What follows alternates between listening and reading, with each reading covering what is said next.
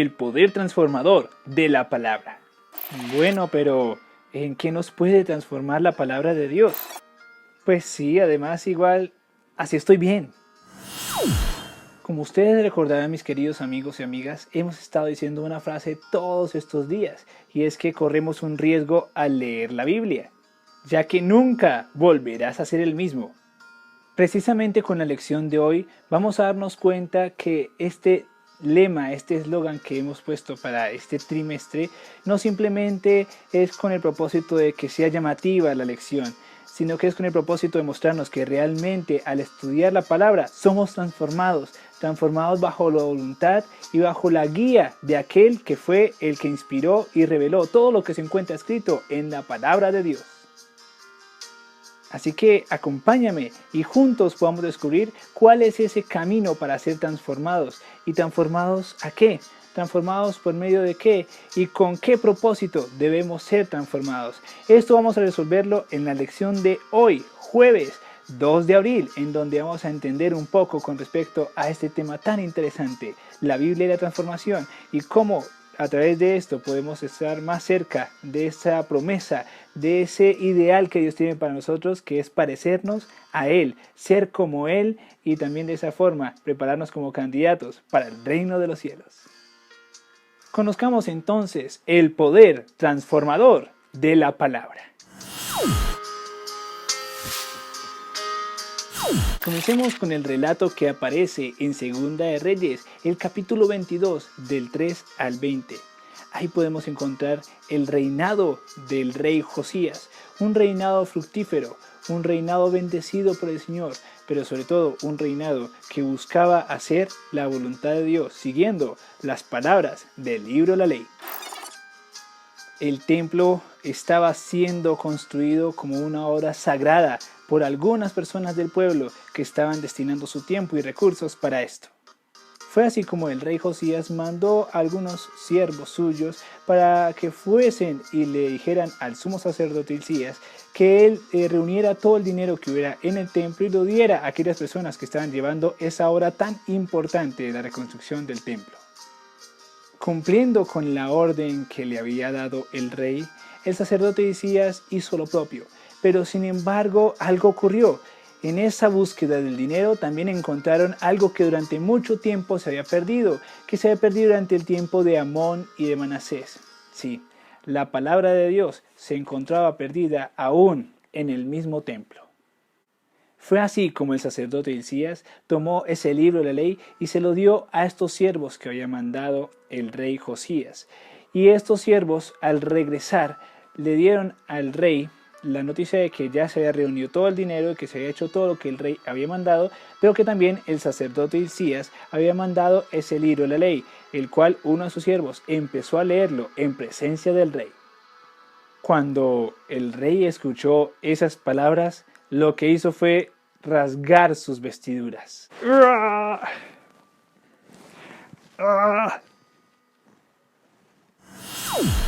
Esa era la señal de que las palabras del libro de la ley habían tocado al corazón del rey. Y ahora el rey estaba susceptible a la voz del Señor. La había escuchado, había reconocido que realmente habían faltado a ese pacto que se encontraba en el libro de la ley y era hora de que volvieran nuevamente a hacer un pacto con Dios. Fue después de esto que el rey Josías también ordenó la destrucción de todos los ídolos, imágenes y lugares altos que se encontraban en su reino y que no buscaban dar la gloria y la honra a Dios, sino que habían hecho que el pueblo de Dios rompiera el pacto que habían hecho con su Creador. Todos los lugares habían sido destruidos, todos los ídolos estaban en el suelo, todos aquellos lugares que antes habían sido los sitios favoritos para ir a adorar a esos dioses ya no estaban, solo quedaba un lugar.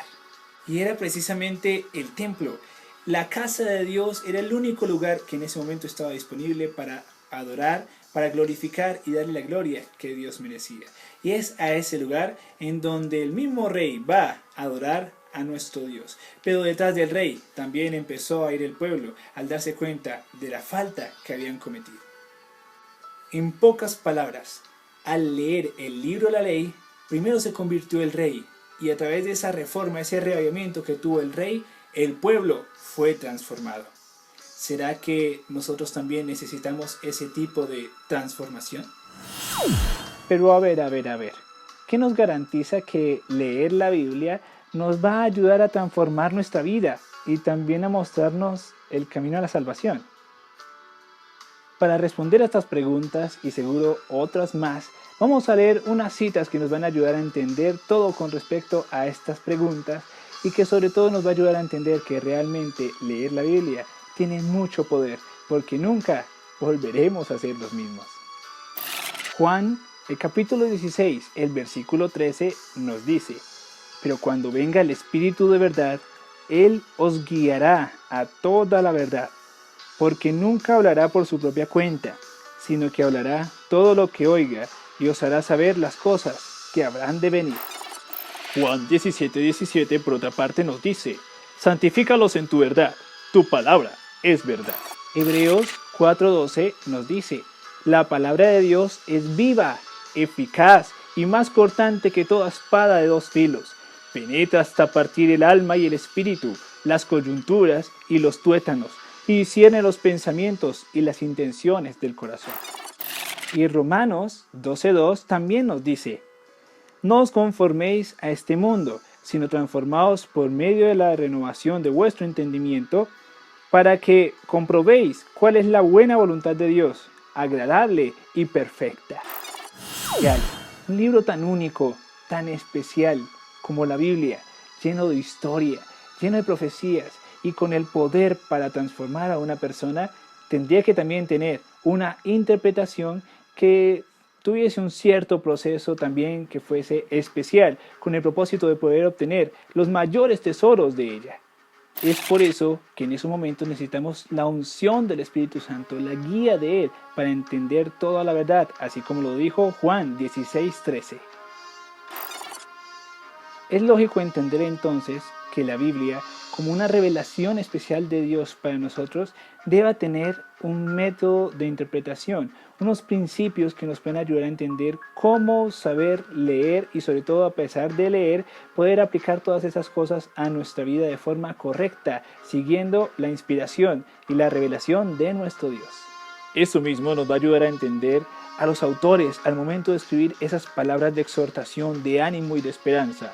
Pero también nos va a ayudar a entender esas palabras hermosas que pueden transformar la vida de cada uno de nosotros, si tan solo las interpretamos de forma correcta. Ese es el objetivo precisamente de lo que busca la lección en este segundo trimestre del año 2020.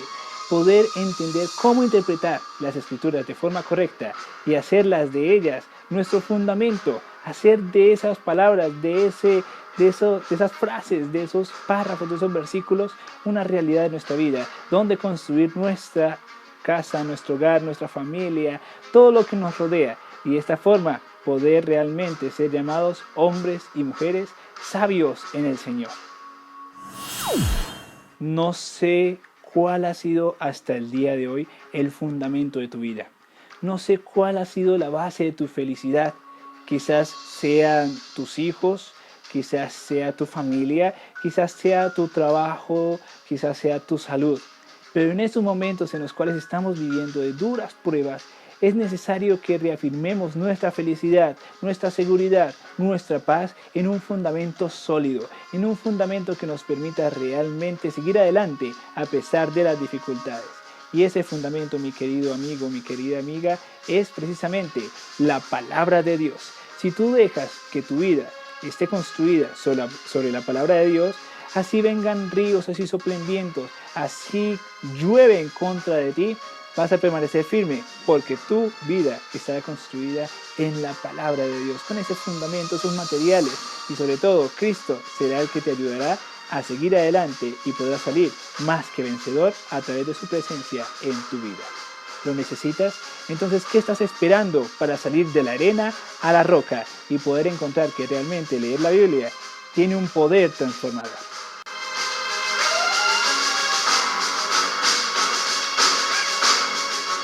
Eso mismo es lo que nos va a ayudar a descubrir por qué un autor, y se equivocó papá, un libro tan singular tan único, tan especial, tendría que también...